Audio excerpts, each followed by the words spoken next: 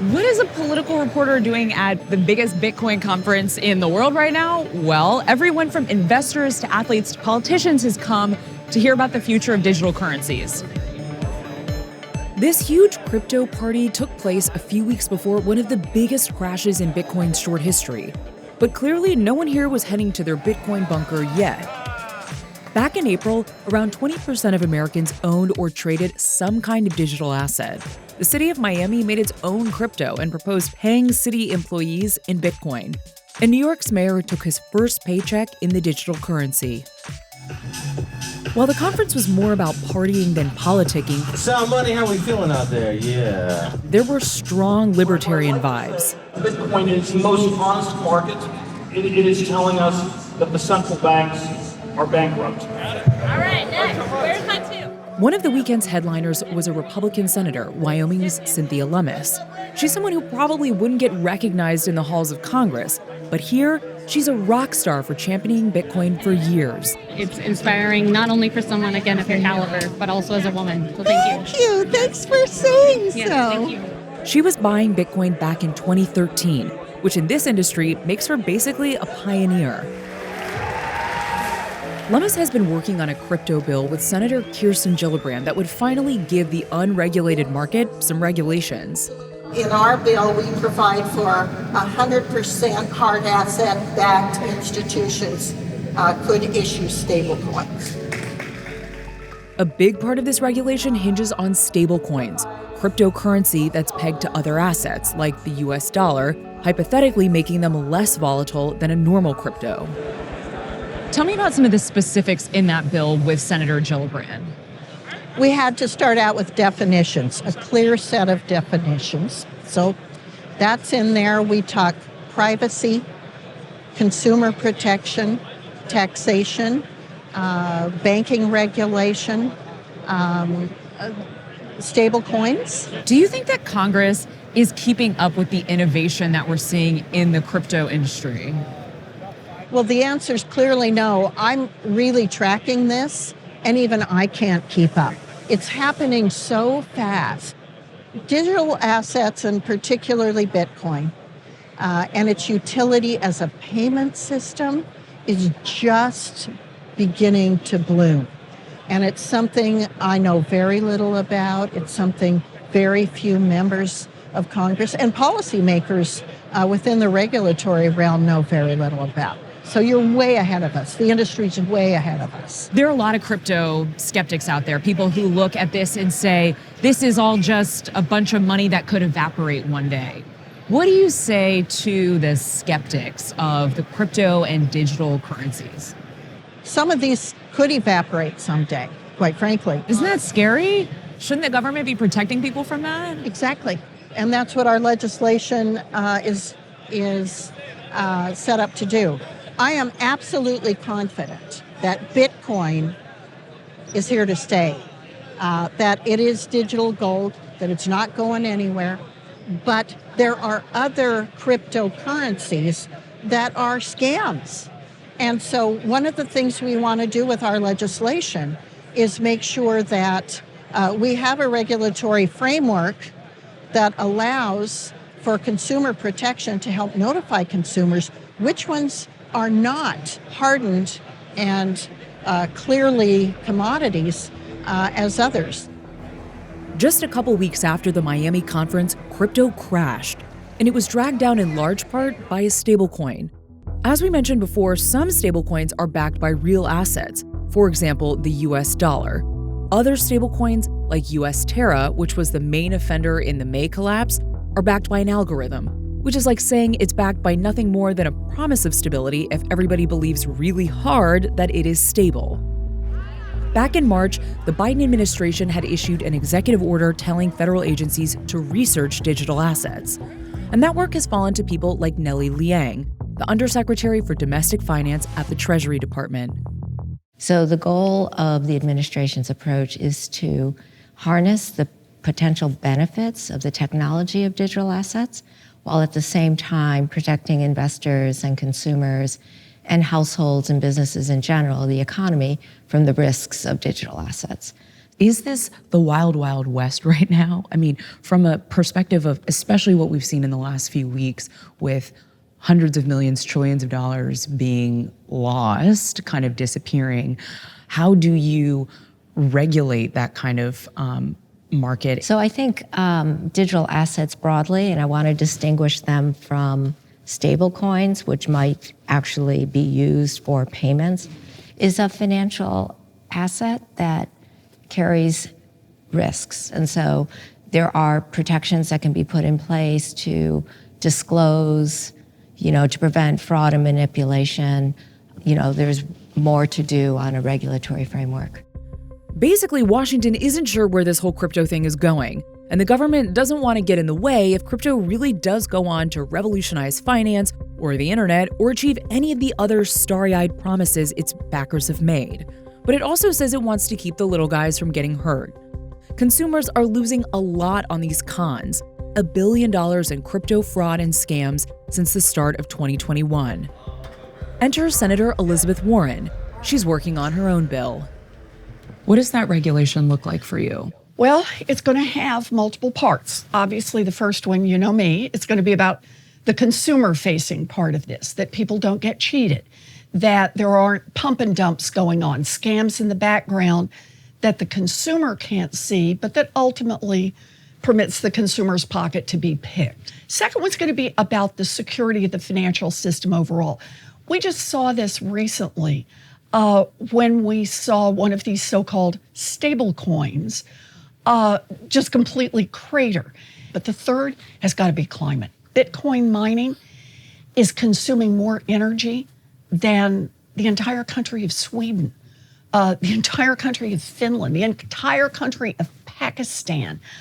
And in consuming all that energy, partly what it's doing is it's putting more filth back into the air.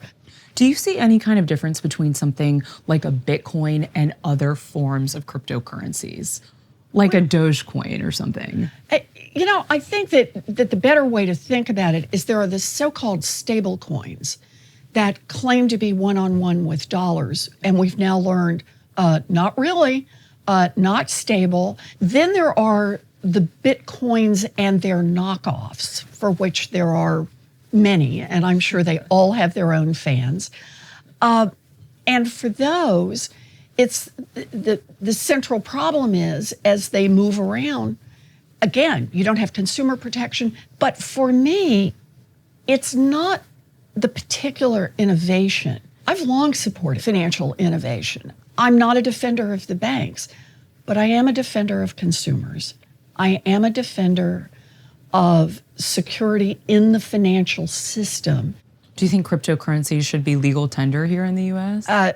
Dollars are legal tender because that means it's backed up by the United States government. That is the only legal tender. That's what the word means. While Warren is still working on her bill, Lummis introduced hers at the beginning of June. It calls for a study on crypto mining's energy usage, proposes some new consumer protections, and yes, it would require stablecoins to be 100% backed by real assets. It would also allow the authority that already polices commodities to regulate most digital assets too. It's the exact kind of regulation the industry has been wanting. And that's in part because the crypto rich aren't just buying yachts, they're buying political power. In 2021, the industry spent $9 million on lobbying. And from January 2021 to March 2022, political donations by people in the industry was $26.3 million, a figure larger than political giving from the big tech, pharmaceutical, or defense industries. Some of that money is going to candidates like Erica Rhodes, who ran a primary campaign against a 12-term California representative. I'm going up against Congressman Brad Sturban, who's the antithesis of me and is very anti-Bitcoin. She was in Miami for the conference, popping bottles at a campaign event with Andrew Yang. Rhodes had no government experience and ultimately lost pretty badly in her primary. But just like the crypto industry encourages you to make a lot of bets on random coins, it has the money to make bets on long-shot political candidates who say the right things. In terms of crypto policies and regulations, what are sort of some of your perspectives on it? I think that Congress needs to learn first. I think that they need to take their time, do their due diligence, and really talk to people in this space and have thoughtful, meaningful conversations with the intention to understand before they're starting to do regulations and write policy and all that kind of stuff. We're really just seeing the opening salvo to what could be a long fight to regulate the industry in Washington. And the more Erica Rhodeses they can get to DC, the more likely they are to get regulations they like.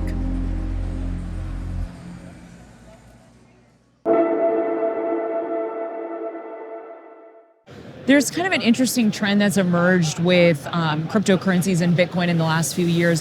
Why do you think it is that conservatives have sort of championed cryptocurrencies? Well, I find that interesting too, because, I do see it. Well, I'll put it this way.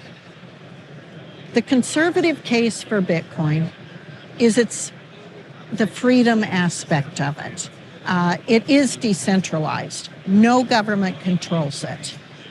It is on the blockchain, and anybody can have a node that has the entire blockchain on it. So that's one of the reasons that conservatives like it. It can't be censored. If a digital yuan is used in a way that the government disapproves, they can just turn off your digital wallet.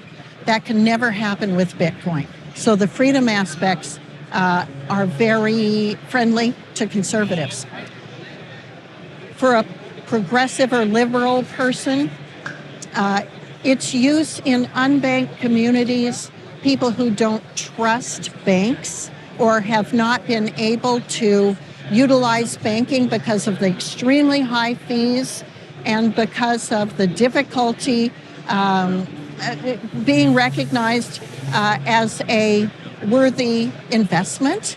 Bitcoin is a fabulous alternative.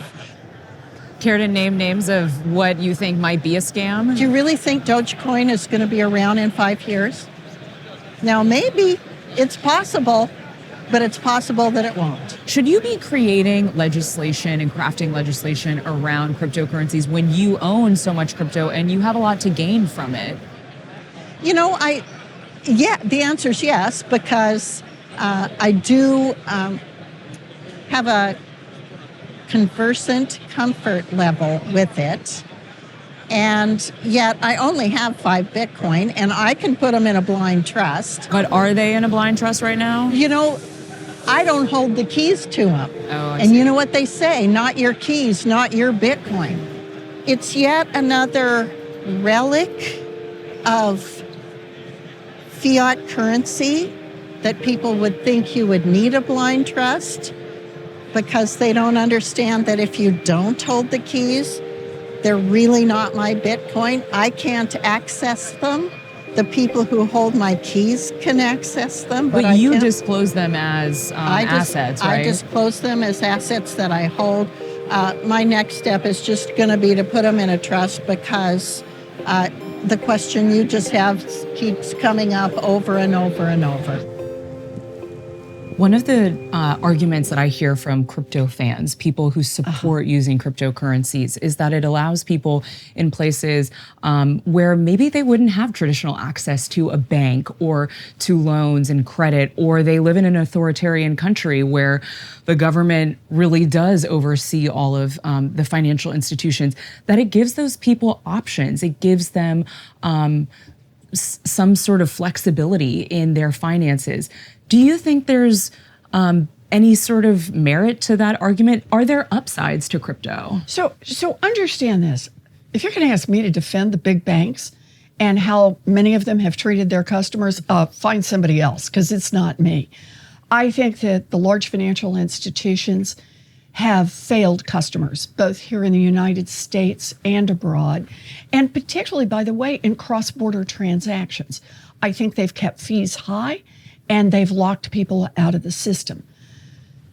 But in order for crypto to pick that up, you've got to have some protection for the people who are using it. And I'll just pick up on the one example you use. I understand in an authoritarian country, the banks may be under the thumb of the government. The government may be watching every step the banks take. You certain they're not watching every step that the crypto traders take? That they're not right in the heart of those platforms? Right now, there's no way to know who's on the inside and tracking these transactions. So I want to see a lot better transactions, helping consumers, inviting more consumers in, but that's got to come with some basic protection. Would you use cryptocurrencies as a fundraising tool for a political campaign? I don't. No. Would you in the future?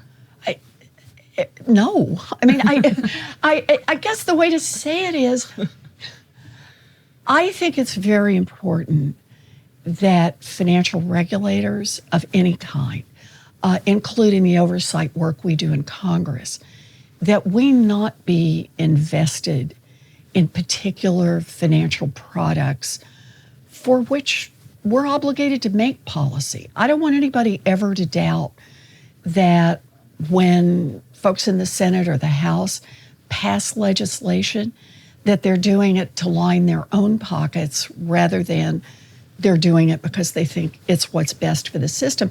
And by the way, we have pending legislation on that. I have a bill called Stock Act that just says that individual senators and people in the House cannot buy, sell, or trade. They cannot own individual stocks. They need to be in index funds, in mutual funds, and I think that's just an important line to maintain.